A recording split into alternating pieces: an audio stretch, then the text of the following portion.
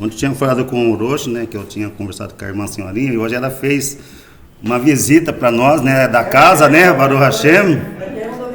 Baruch Hashem. Baruch Hashem. E a gente conversou quase que 2 horas, né, praticamente. 2 horas, né? 2 horas. Baruch Hashem, que Deus abençoe.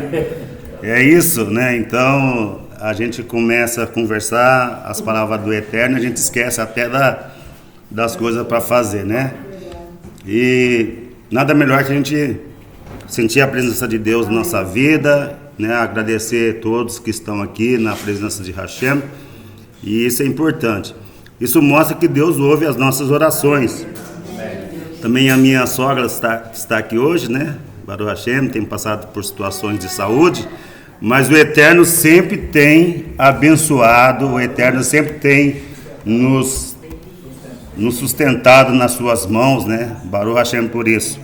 E nós vamos estar estudando a o livro de Pirkei Avot, capítulo 2. Capítulo 2. A página que a gente parou, vocês sabem onde foi que a gente parou? 426, vocês estão bem afiados. 426 do Sidur. Quem tiver o Sidur aí, nós vamos fazer um link, né? Na verdade, nós vamos falar um pouquinho do versículo 9, na página 425, versículo 9. Estaremos conversando sobre isso. E essa porção que a gente estuda todo o Shabat, de Pirkei Avot, ela traz para nós grandes ensinamentos, e a gente agradece o Eterno por causa desses ensinamentos desde o século I. Olha só, hein? Mashiach não tinha nem nascido. Diz a história que Mashiach nasceu entre o século 2 e 3, mas para ter a parte do tempo, a linha do tempo, então ele coloca Mashiach no século I, antes de Mashiach, de Cristo, e depois, né? E no século I, nós vamos então voltar para o século I, ver o que aconteceu no século I. E se a gente não tivesse pessoas que escrevessem, talvez a gente não saberia de nada. Nós estamos voltando para o século I hoje. Na página 425, quem pode ler para nós o versículo 9, para a gente entender do século I para cá? Porque do século I para lá, a gente tem a Torá, nós temos as Haftarot, os profetas que falaram de Deus e que trouxeram as instruções desde a época de Adão até chegar em Noa, depois de Noa até chegar no Mashiach. Então vamos ver aí, quem pode ler para nós o versículo 9. Rabban Yohanan ben Zakkai foi discípulo de Hillel e Shammai, e dizia: se aprendeste muito da lei divina, não julgues esse fato como um mérito teu, pois para tal foste criado. Veja bem, Rabban Yohanan ben Zakkai, ele foi discípulo de quem? De Hillel. Hillel foi um rabino conceituado antes do século I. Ele já estava ensinando a Torá para as pessoas. E ele foi discípulo de Hillel, que foi uma yeshivá, uma escola que estudava a Torá. A gente precisava ter isso na nossa comunidade, nós precisávamos ter isso no nosso Brasil. Pessoas estudando Torá, uma escola só para estudar a Torá. A escola de Hillel e a escola de Shammai.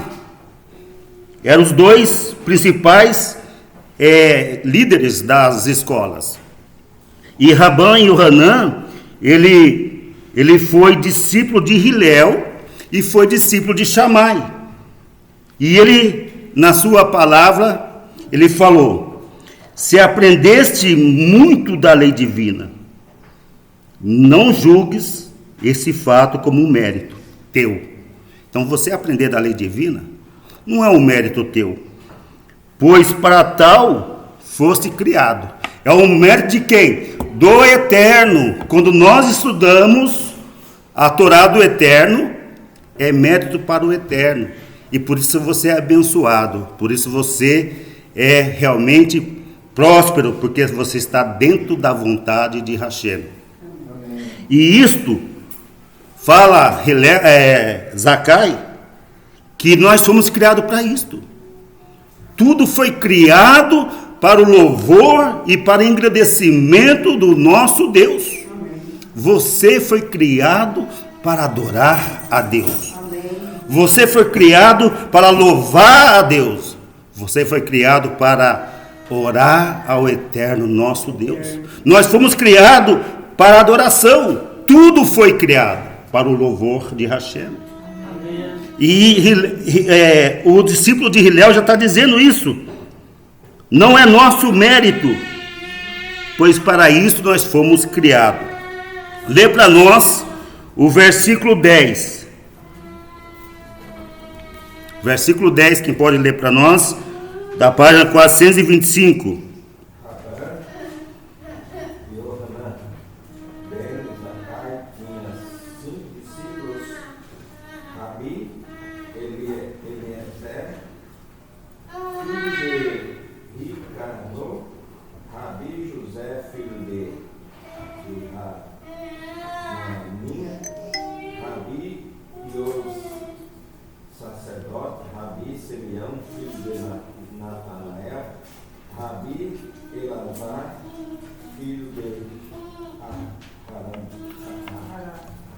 Gente, olha que interessante, né? Rabi Yohanan ben Zaccaia, ele foi discípulo de Hilel e foi discípulo de Zacai, de Shammai. E agora, ele está sendo mestre de 5 talmidim, de 5 discípulos. Quantos discípulos você tem? Quantos discípulos você já fez? Eu acredito aqui, ontem eu estava conversando com a irmã Sioni, eu falei de uma discípula dela, que ela que trouxe para a congregação nas dificuldades, né? Então ela já tem um mérito, um discípulo. Aqui nós temos pessoas que são discípulos do Ioná. Ioná tem os seus méritos. Ele fez discípulos e estão aqui na congregação. E todos nós somos discípulos do Rosh Yohanan. Então o Rosh Yohanan, ele tem discípulos, porque ele estudou a Torá. Ele foi criado para estudar a Torá e para passar os ensinamentos para nós. E nós estamos aqui graças ao Criador. E aqui Rabi Yohanan ben Zaccaia, ele tinha 5 discípulos. Quais são os discípulos dele? Rabi Eliezer, que era filho de Ricano. Rabi Josué, que era filho de Hananaia. Rabi Iosif, que é chamado de o sacerdote, o Kohen. Rabi Simeão, filho de Nataniel. E Rabi Elazar, filho de Ará. Olha só como que é importante você ensinar a palavra de Deus dentro de uma yeshivá.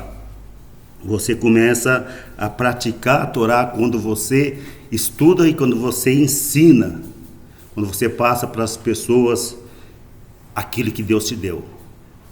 Não importa se você é homem, não importa se você é mulher, não importa se você é jovem, não importa se você é uma idosa ou idoso, o importante é você estar na presença de Deus e falar da palavra de Deus para as pessoas que estão ao seu redor. Isso é bom quando a gente faz isso com a nossa própria família, de passar os ensinamentos que nós recebemos do Eterno. Cada um de nós aqui somos um talmidim. porque nós temos a nossa família e a gente passa aquilo que a gente aprendeu para os nossos filhos, para nossas filhas, para que elas possam permanecer no mesmo ensinamento, na mesma adoração do eterno nosso Deus. E isso eu agradeço sempre o Rosh Hanan, porque ele sempre ensinou a gente, sempre deu um versículo para a gente decorar, e a gente ia no mais fácil. Jesus chorou, esse é o mais fácil. Então esse era para a minha irmã caçula. O mais difícil era para Diomar, tinha que ler 4 ou 5 versículos, e aí ela passava também para nós, como a minha avó também passava os ensinamentos, e eu até hoje tenho alguns versículos que eu memorizei. O Senhor é meu pastor e nada me faltará, deitar-me faz em verdes pastos, guia-me mansamente em águas tranquilas, refrigera minha alma e guia-me pelas veredas da justiça, pelo amor do teu nome. Ainda que eu andasse pelo vale da sombra da morte, não temeria mal algum, porque o Eterno está comigo. E são versículos que a gente consegue memorizar com uma gratidão. Bem-aventurado o homem que não anda segundo o conselho dos ímpios, e nem se detém nas rodas dos escarnecedores, mas antes tem o seu prazer na lei do Senhor, e na sua lei medita de dia e noite.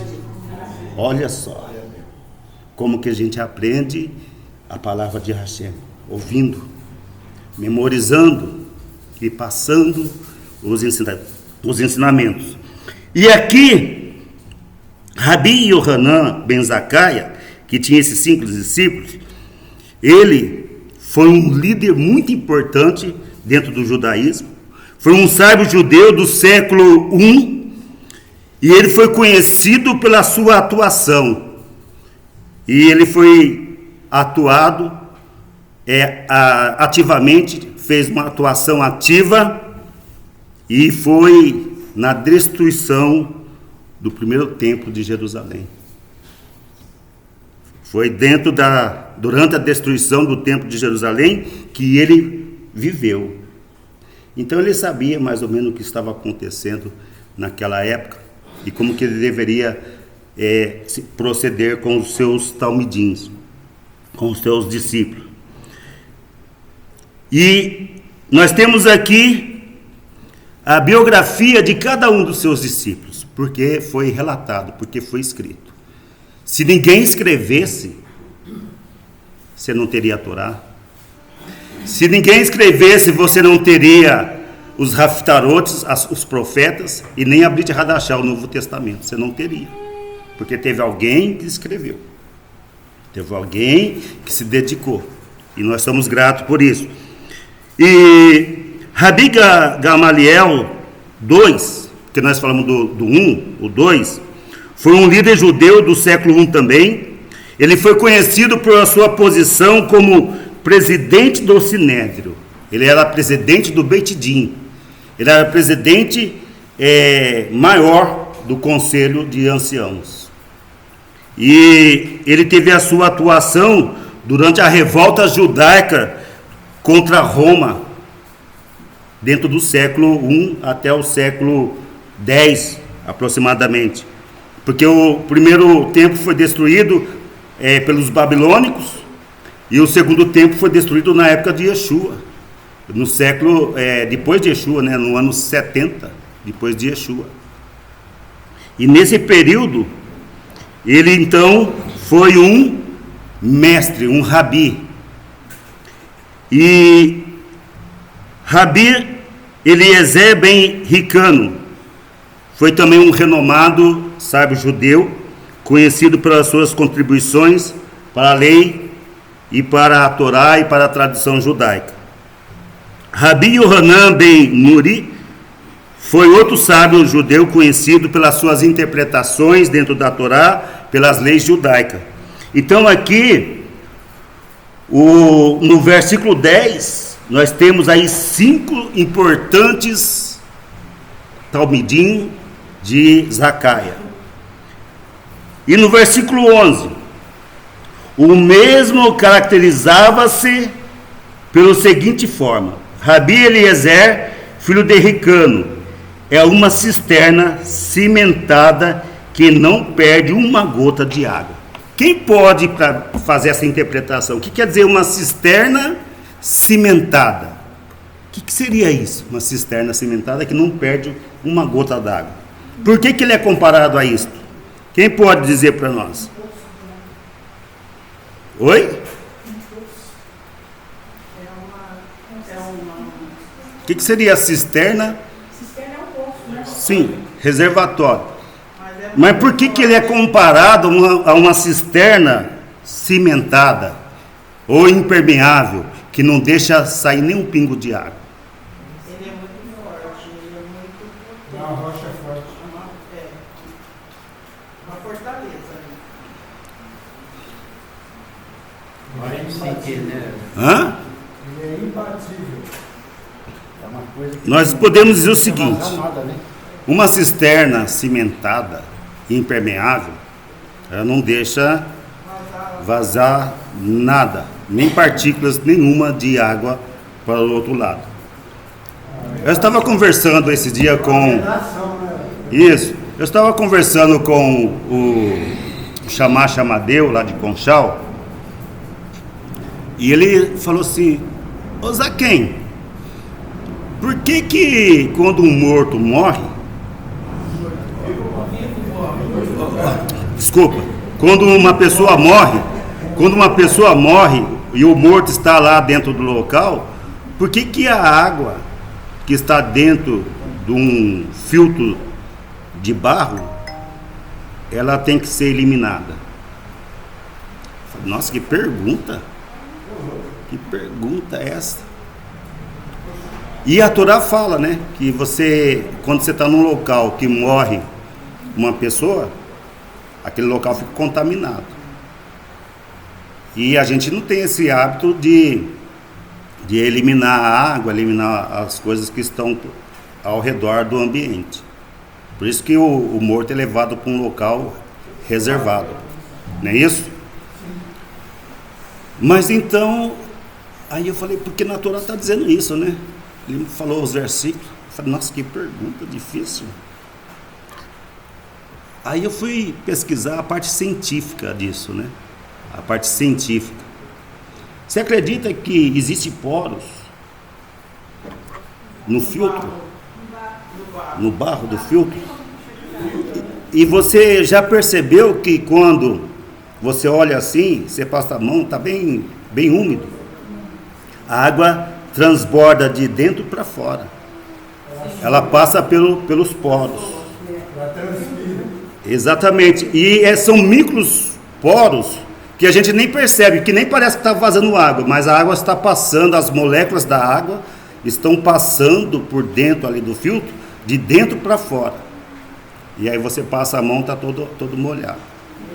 E isso faz com que você tem que limpar, fazer a limpeza, porque é que nem falou, fica meio verde, esverdeado, porque começa... Então você tem que passar uma buchinha com água sanitária, com cândida, e limpar sempre o vaso por dentro e limpar sempre o vaso por fora.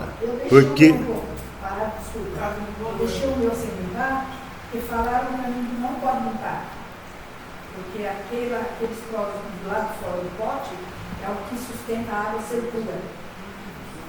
Que ela já está tirando lá fora. Então, mas aí eu fui pesquisar. Aí eu limpei, estava preto. Não, é recomendado fazer a limpeza do filtro, que é esse filtro que a gente tem aqui de barro. É recomendado fazer a limpeza pelo menos de 6 em 6 meses, com água sanitária por dentro, por fora, para tirar as bactérias, porque lá tem microbactérias que pode ser prejudicial.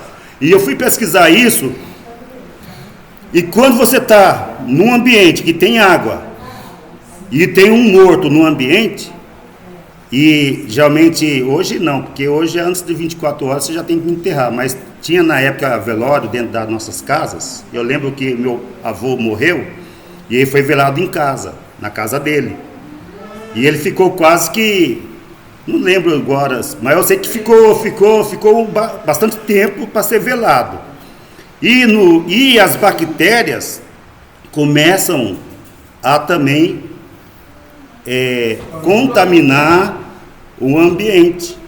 E vai contaminando, e a água que está dentro do filtro, a água que está dentro do filtro, também começa a sugar aquelas bactérias para dentro. E a água então fica contaminada. Então você tem que eliminar isso. E a Torá já falava isso. Se a gente for estudar a Torá desde aquela época, já falava das bactérias, falava do mundo invisível, né? Shaul Hachalia falou do mundo invisível. E hoje a gente está falando de nanopartículas. Olha só, você joga uma partícula aqui, ela passa aqui, chega do outro lado, você não consegue ver. Mas se você aumentar 1000 vezes, 10 milhões de vezes, você consegue ver aquela partícula passando por dentro de você. Olha que coisa interessante, as nanopartículas. E a gente vai ver que a Torá tem razão. E o povo pensa que está descobrindo alguma coisa. Se a Torá, a justiça do Eterno, já fez tudo e tudo está descoberto. Só falta a gente estudar para entender. Só que hoje a gente não quebra o vaso, né? A gente não quebra o vaso. Isso também que a gente não pode cozinhar em panelas de barro, comer em panelas de barro que não são nossas, que estejam em outros ambientes.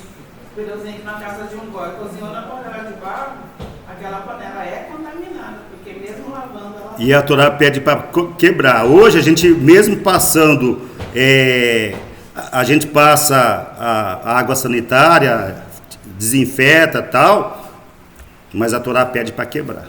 É porque o barro não tem como ser cacherizado, ele está cacherizado no fogo. Então é por isso que tem que se quebrar. Existem 3 formas de cacherização. Tem a cacherização pelo fogo, acho que essa aí rebenta tudo. A cacherização pela água, a limpeza pela água e pela potassa. Acho que a potassa ela já é um material químico que vai rebentando tudo. Mas acho que a melhor purificação é pelo fogo. Por isso que a terra vai ser destruída pelo fogo. Primeira vez foi purificada pela água. A segunda vez vai ser purificada pelo fogo. E aí a palavra de Deus vai falar o seguinte: você vai ver a diferença de quem serve a Deus e de quem não serve a Deus. Daquele que é justo, está de quem? E daquele que é ímpio. E diz a palavra em Malaquias que você vai ver a diferença entre quem serve a Deus e quem não serve a Deus. E diz a palavra que você vai pisar nas cinzas dos ímpios. E isso está para acontecer. É uma profecia. E então uma cisterna cimentada que não permite uma gota de água sair, eu acho que ela está impermeável, que não deixa nem as moléculas da água passar. E significa então que ele era tão eloquente na palavra de Deus que ele absorvia tudo e ele não deixava passar nada. Ele era uma cisterna, colocava tudo o conhecimento da palavra de Deus nele e ele não deixava sair. E depois nós temos aqui Rabi Josué, filho de Hanania, é a glória da sua mãe. O que significa isso? A glória da sua mãe. Por que Josué ben Hanania era a glória da sua mãe? Quem pode explicar para mim o que é isso? Glória da sua mãe. É um filho que é educado, né? Filho que respeita os pais. É um filho que merece. Então ele através das suas obras, ele glorifica o pai. Não, glória da mãe, né? Glorifica a mãe. Glorifica a mãe, tem várias interpretações. Aí a gente pode voltar na época dos irmãos gêmeos. Quem são os irmãos gêmeos? Esaú e Jacó. Esaú e Jacó. Quem era a glória da mãe? Esaú ou Jacó? Jacó. Por quê? Porque ele era obediente à mãe. A mãe, ele tratava a mãe. Porque ele era mais residencial, ele era mais próximo da mãe, ele recebia mais ensinamento da mãe. Então ele era a glória da mãe dele. A mãe dele era quem mesmo? Rebeca. A mãe dele era Rebeca. Esaú e Jacó. 2 filhos gêmeos. Um a glória da mãe e outro a glória do pai. E aí você sabe da história, nós não vamos entrar nisso. Então o que quer dizer glória da sua mãe? É quando você está dentro das leis da sua mãe, quando você obedece à sua mãe, quando você ouve a sua mãe e o aconselhamento que ela te dá. Você sempre vai ser realmente próspero e vai ser abençoado quando você ouve o conselho da sua mãe, conselhos bons, conselhos de acordo com a palavra de Hashem. Tem um versículo, acho que é em Provérbios, que fala assim: filho meu, obedeça ao teu pai e ouça a voz da tua mãe. Obedeça ao teu pai e ouça a voz da tua mãe, porque a mãe, dentro do nosso povo e de Israel, A princípio, Jacó não queria ouvir, não, né? sim. Ele ficou meio com medo de ouvir a voz da mãe. Ela disse: não, pode deixar o problema comigo. Então, no judaísmo, no povo de Israel, a mãe é muito valorizada. Porque é a mãe que vai passar os ensinamentos da Torá, porque o pai está trabalhando, o pai está se dedicando a trazer o sustento para casa, e a mãe está orientando o filho ou orientando a filha para que ela entre no caminho de Hashem. Bem-aventurado é o filho que escuta então o conselho das mães. É a glória da sua mãe. Rabi Yosé, o Kohen, o sacerdote, um homem devoto. O que é isso? O que é devoção? O que é devoto? O que seria isso? Todas as delícias e as promessas e tantas coisas. Homem devoto. É um cumpridor de leis.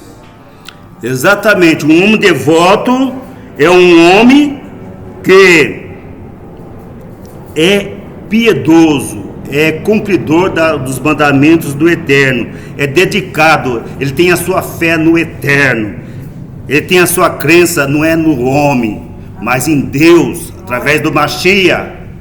Ninguém pode desviar essa pessoa. Pode vir vento, pode vir tempestade, pode vir fogo, pode vir qualquer tipo de prova, a pessoa está firme, a pessoa está batalhando, a pessoa está jejuando, buscando a Deus. Amém. E ela vai vencer. Ele vai vencer, porque ele vai colocar a sua situação na mão do Eterno. E o Eterno vai te ajudar. Porque diz a palavra de Deus que o Eterno é a rocha forte de Israel. O Eterno é o nosso socorro. O Eterno é o nosso refúgio, a nossa fortaleza no dia da angústia. E nós seremos mais que vencedores quando nós, através do Mashiach, colocarmos a nossa vida dentro do Eterno. Seremos abençoados, seremos prósperos. Isso quer dizer, então, pessoa devota. Uma pessoa que está...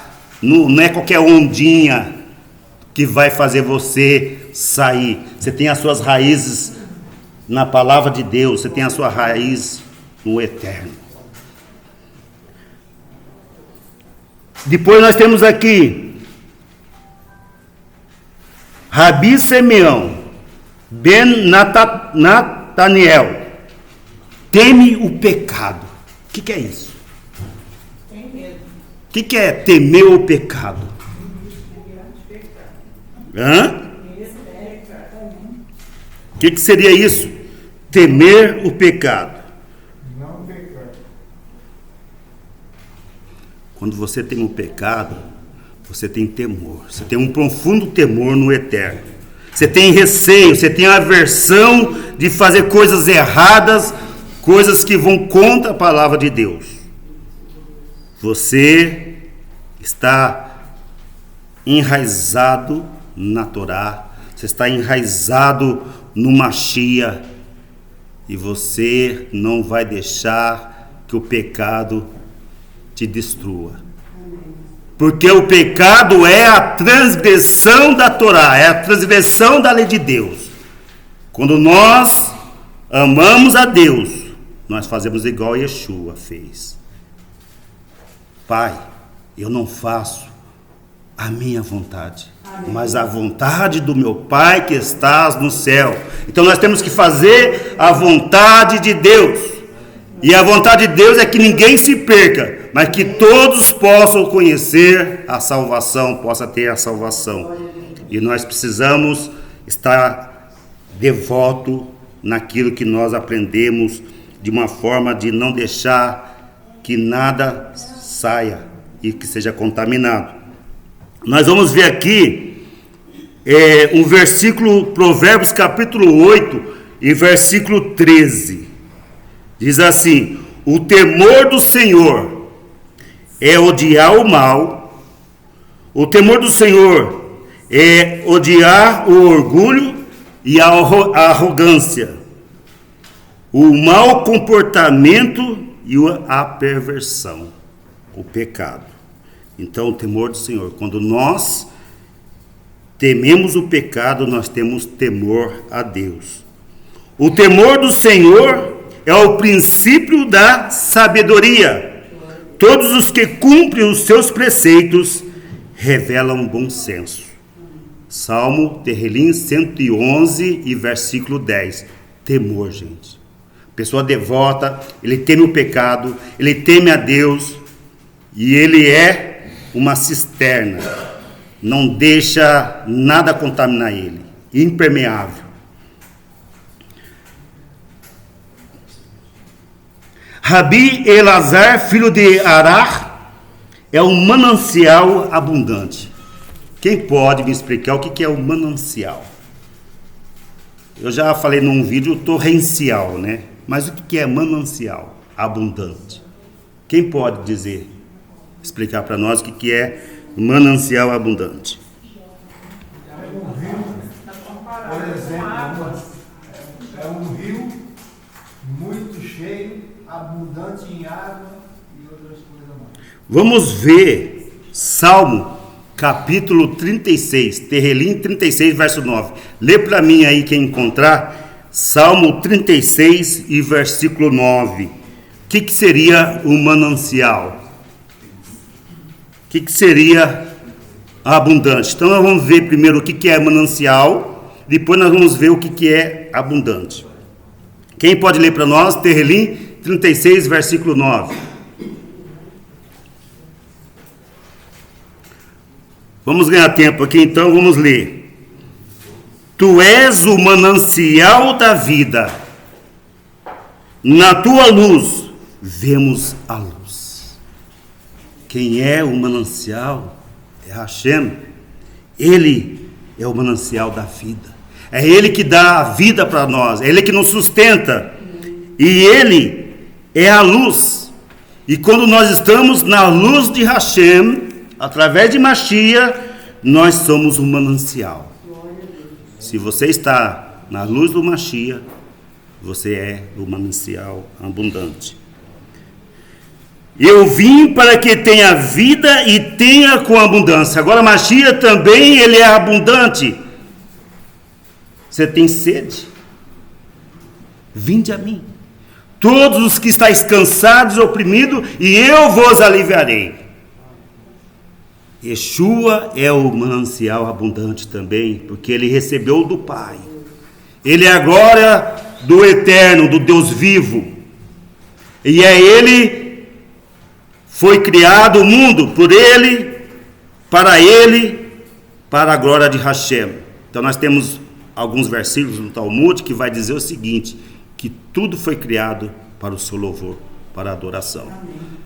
E aqui na palavra de Hashem em Yohanan capítulo 10, João capítulo 10, versículo 10, nós temos que ter essa abundância. Porque diz assim, o ladrão vem apenas para roubar, matar e destruir. Mas Mashiach, Yeshua, ele veio para que você tenha vida e tenha vida com abundância. Então quando você realmente quer receber a palavra de Deus, quando você quer ser a cisterna impermeável, você tem que aceitar Mashiach. E Mashiach vai te dar essa vida com abundância, porque ele veio para isso, para trazer um fardo leve e não pesado, não só para nós, mas para todas as pessoas que buscarem o Pai em espírito e em verdade. Se você é o verdadeiro adorador, se você é a verdadeira adoradora, então adora o Eterno em espírito e em verdade, porque não é nem em Jerusalém, não é nem naquele monte onde estava aquela mulher pedindo água, e Yeshua foi e falou para ela que se ela soubesse quem era ele, porque só ele teria água, e se ela bebesse daquela água, nunca mais teria sede, porque ele é a água viva, ele é a fonte da vida, e nós precisamos estar nessa fonte. Então nós agradecemos o Eterno por esses momentos de Pirkei Avot que nós estamos estudando, e que a gente possa então receber esses ensinamentos de Rabban e Yohanan ben Zakkaia e também dos seus discípulos, que eles eram tudo isso que está escrito aqui. Eles eram devotos, eles eram um manancial abundante, eles temiam a Deus, eles temiam o pecado. Nós possamos fazer isso, temer a Deus, temer o pecado, buscar a Deus com todo o nosso ser, com toda a nossa alma, conforme diz o Shema Israel. Que Deus possa abençoar a todos vocês. Vamos então orar ao Eterno nosso Deus. Senhor, nosso Deus e nosso Pai, nós te agradecemos, ó Eterno, por esse momento que nós estamos aqui na tua Kehilá para fazer a tua obra, Eterno. Abençoe cada pessoa que foi curada por ti, Senhor, através do Mashiach. Ó Eterno nosso Deus, também pedimos a direção do teu Ruach HaKodesh, do teu Santo Espírito na nossa vida. Muito obrigado, Senhor, por direcionar os nossos passos, a tua congregação, a tua Kahal, para que a gente não venha, Senhor, fazer de nós mesmos, mas fazer pela tua palavra. É que nós pedimos, que nós te agradecemos pela chuva, te agradecemos, Senhor, pelo fogo de vida, pelos nossos filhos, pelas nossas filhas. Te agradecemos, ó Eterno, por ter nos escolhido de todos os povos para a tua adoração. É em nome de Yeshua HaMashiach que nós te agradecemos desde agora para todos sempre. Amém e amém.